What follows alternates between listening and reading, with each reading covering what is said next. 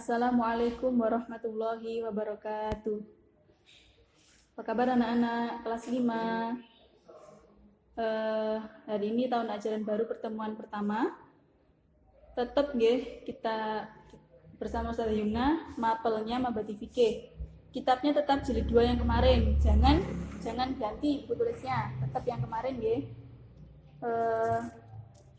Sebelum kita mulai pelajaran, kita tawasul dulu kepada pengarang kitab, semoga kita mendapat berkah dari beliau.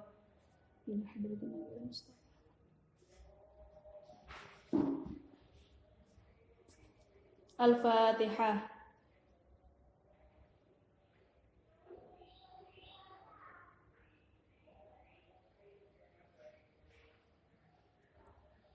Kita berdoa bersama-sama sebelum mulai.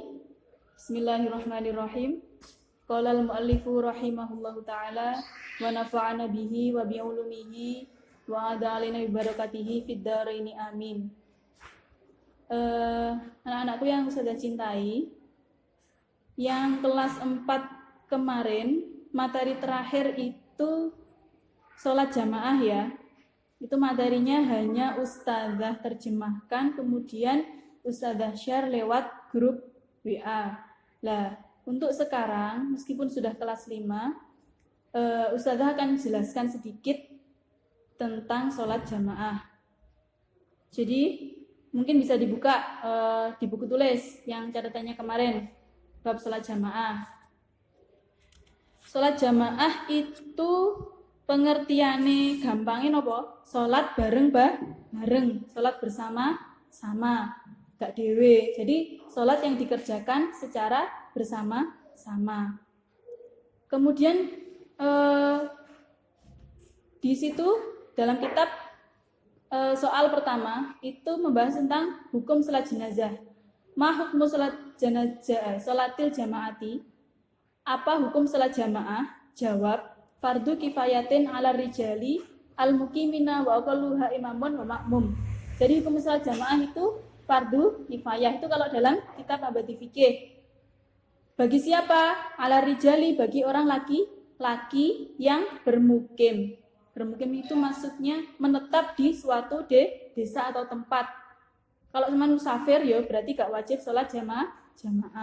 Kemudian wa aqalluha imamun wa makmum. Paling sedikit-sedikitnya atau sekurang-kurangnya sholat jamaah itu satu imam dan satu makmum. Terus paling akeh-akeh bro? Paling banyaknya berapa? Tak terbatas, sak cukupe enggon itu bisa, itu boleh sholat jamaah. Kemudian bawahnya, kemudian ada ulama yang mengatakan hukum sholat jamaah itu sunnah. Contohnya sholat Idul Fitri, Idul Adha itu sholat jamaah hukumnya sunnah. Kemudian sholat jamaah bisa menjadi wajib hukumnya. Apa itu? Sholat jamaah yang bisa menjadi wajib. Sholat Jumat. Sholat Jumat itu harus berjamaah. Tidak boleh saman sholat Jumat dewe nek omah, tidak boleh. Jadi kalau sholat jamaah yang hukumnya berubah menjadi wajib, itu adalah sholat Jumat. Kemudian yang sholat jamaah hukumnya sunnah ya, sholat 5 waktu, sholat 2 hari raya, sholat taraweh, nggih? Paham? Terus ada lagi sholat jenazah, sholat jamaah yang hukumnya menjadi haram. Sholat jamaah sing imame wong fasik itu banyak dosa. Terus dilanjutkan soal bawahnya, kam syurutuha, ada berapa syarat-syarat sholat jamaah. Jadi gak syukur sholat jamaah ada syarat yang harus dipenuhi. Dalam kitab ada 7. Yang pertama, ayanwiya al-makmum al-iqtida bil imam. Artinya, makmum harus niat mengikuti imam. Jadi saman jadi makmum harus niat mengikuti imam. Itu syarat sholat jamaah. Saman niatnya dewe, ya sholat jamaah gak sah. Yang kedua, ayak rafal makmum intiqolati al-imam walau biwasitotin. Makmum harus mengetahui gerak-gerik atau perpindahan imam walaupun dengan suatu perantara. Saman kuduroh, saman bisa makmum, sama harus tahu gerakan imam berrukuk, imam bersujud, imam ngadeg dari rukuk, saman harus tahu walaupun dengan perantara. Maksudnya piye perantarane? Yo makmum mengarepe sampean, misal saman dapat soft, dapat barisan sholat itu tidak depan sendiri. Jadi saman kalau di soft kedua, tiga atau belakang sendiri kan tidak bisa lihat imam langsung.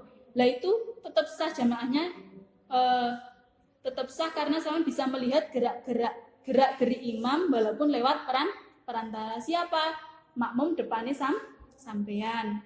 Paham ya? Kemudian yang ketiga, syarat yang ketiga, makmum tidak boleh mendahului tempatnya imam. Jadi tempat posisi antara imam dan makmum itu imam di depan, makmum di belakang. Gak oleh sampean ngadeg, jadi makmum ngadeg ning ngarepe imam. Jarak maksimal makmum bertempat belakangnya imam itu polok ya, polok imam. Jadi sampai kokono maksimal, sampean melebihi polok imam ya wis berarti jejer karo imami. Harus berada di belakang imam, paham? Kemudian selanjutnya yang keempat, makmum harus dekat dengan imam di selain masjid. Maksudnya gimana? Meskipun beda atau di serambi misal di emperannya masjid itu tetap sah ya, tapi dekat. Ora kok masjidnya ning kene sampean salate ndek ketutupan bangunan lainnya, itu baru ndak boleh. Jadi harus tetap satu kesatuan dengan bangunan masjid. Yang kelima, jangan sampai terhalang oleh suatu penghalang antara imam dan makmum. Misal ketutupan tembok, nah itu tidak sah jamaahnya. Atau biasanya di masjid itu atau mushola ada satir. Lah satir itu satir itu bisa dibatasi antara laki-laki dan perempuan. Lah perempuan itu makmum perempuan itu harus bisa melihat sedikit dari imamnya atau makmum laki-laki. Apa sap-sapane satirnya itu kaca atau apa jenenge? Makmum imamnya itu di tengah-tengah di tengahnya satir pas. Jadi makmum wanita itu tetap bisa melihat gerak-geri imam. Jadi nggak boleh ketutupan tembok yang makmumnya nggak kelihatan sama sekali, itu nggak boleh, jamaahnya nggak sah. Yang keenam, makmum harus mengikuti gerakan imami. Kudu padha nggih, imami takbir sama njuk kudu takbir. Imami rukuk sama njuk melok rukuk. Imami rukuk sama sujud enggak boleh. Salatnya enggak sah, jamaahnya enggak sah. Yang ketujuh, terakhir, tidak boleh makmum kepada seseorang yang mana seorang tersebut wajib mengulangi sholat. Jadi istilahnya imamnya itu enggak teteh atau enggak bisa jadi imam. Durung wayahe dadi imam, durung pantes lah istilah, belum bisa jadi imam, tapi dia pengen jadi imam. Akhirnya jamaahnya enggak sah. Makmum enggak boleh imam dengan imam yang seperti itu. Kemudian di kitab enggak ada ya. Yang berkaitan dengan jamaah ada lagi, itu tentang makmum masbuk. Pernah dengar makmum masbuk? Makmum masbuk itu makmum sing keri tekone. Jadi dia ikut sholat itu ndak dari awal, bisa masuk mulai rakaat kedua, bisa rakaat ketiga, atau wis arepe salam lagi ikut sholat jamaah. Nah itu bagaimana ketentuannya?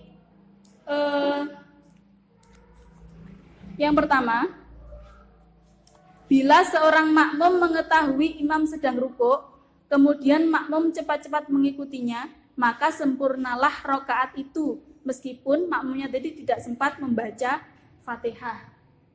Jadi batasnya minimal rakaat bisa dikatakan sempurna itu kalau ijek nututi ruku'e imam. Kan belum bayu komah atau selak jamaah.